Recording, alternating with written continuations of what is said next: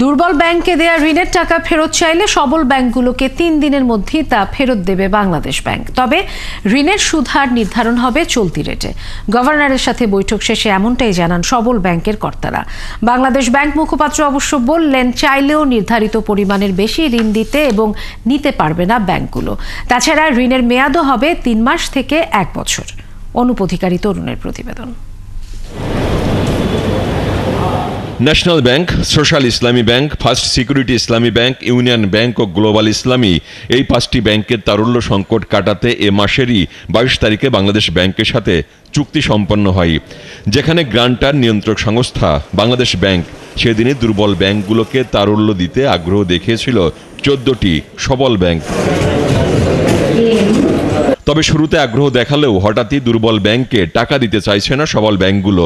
ফলে 10টি সবল ব্যাংককে ডেকে পাঠায় বাংলাদেশ ব্যাংক, যেখানে অংশ নেয় Mutual Trust Bank, Bank Asia, BDBL, Dhaka Bank, Sonali Bank, Social Islamic Bank ও পূর্বানী ব্যাংকের কর্মকর্তারা, যাদেরকে বেশ কিছু নির্দেশনাও দেন গভর্নর। গ্যারান্টি ফরম্যাটটা কেমন হবে, যেমন গ্যারান্টি ব্যাপার ওনারা বলেছে দেওয়ার টাকা চাওয়ার 3 দিনের মধ্যে উনি আমাদেরকে টাকাটা দিয়ে দেবেন বাংলাদেশ ব্যাংক।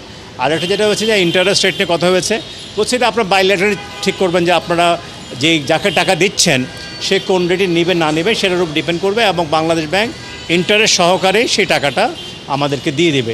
এটাই মোটামুটি আলোচনা হয়েছে, যে যাতে করে এই ব্যাংকগুলোকে এখন সাপোর্ট দিয়ে কদিন চলে আর কি। বাংলাদেশ ব্যাংক মুখপাত্র অবশ্য বললেন, নির্ধারিত পরিমাণের বেশি ঋণ কেউ দিতে পারবে না, এমনকি নিতেও পারবে না কোনো ব্যাংক।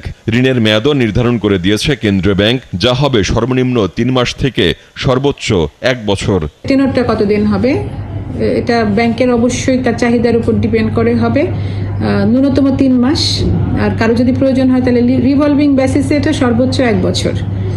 আর সুদের হারটা বাজার ভিত্তিক করা হয়েছে, SLF বলি আমরা, যেটাকে স্ট্যান্ডিং লেন্ডিং ফ্যাসিলিটি। এটা বর্তমানে এখন 10.5-এর মতো রয়েছে।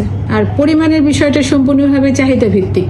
তবে বাংলাদেশ ব্যাংক যে ব্যাংকগুলো রিসিপিয়েন্ট হবে, যারা ব্যাংক লোন গ্রহণ করবে, তাদের সাথে থেকে এই পরিমাণটা কিন্তু বাংলাদেশ ব্যাংক নির্ধারণ করে দেবে যে কোন ব্যাংক কত পরিমাণ লিকুইডিটি সাপোর্ট নিতে পারবে।